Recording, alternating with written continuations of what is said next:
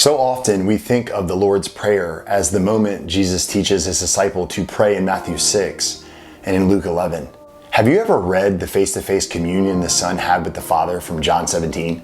You find very little recorded of the content of Jesus' frequent prayers to the Father, but this prayer in the Garden of Gethsemane reveals some of the most precious content of the Son's communion and intercession with him, and people rarely talk about it. We must first grasp that John 17 is a transitional chapter. It marked the end of Jesus' earthly ministry and the beginning of his intercessory ministry for his church. Jesus' prayer is divided into three parts. First, Jesus prayed for himself. Second, Jesus prayed for the apostles. Third, Jesus prayed for believers of all time. The third part is what warmed my heart. Jesus begins by saying, "I do not ask for these only," speaking of the apostles, "but for those who will believe in me." That's us.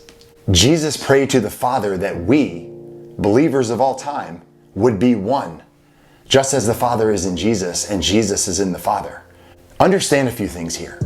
Jesus' desire was that all of his followers would be in complete unity, just as he and the Father are in perfect unity. Jesus prayed for believers to be in God so that the world would believe in Jesus. And it is through our unity, it's through our obedience to God and our love for others that shows the world God's love, glory, and power.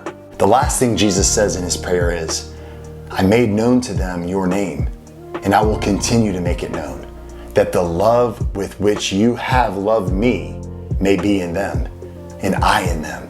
Jesus prayed these final words before he was betrayed, arrested, and crucified. He prayed that the love the Father has for Jesus would be in us, and that Jesus would be in us. While we rejected him, he prayed this for us. This is love. It's an otherworld love. When will we fully grasp God's love for us? Because friends, when we do, it will change everything.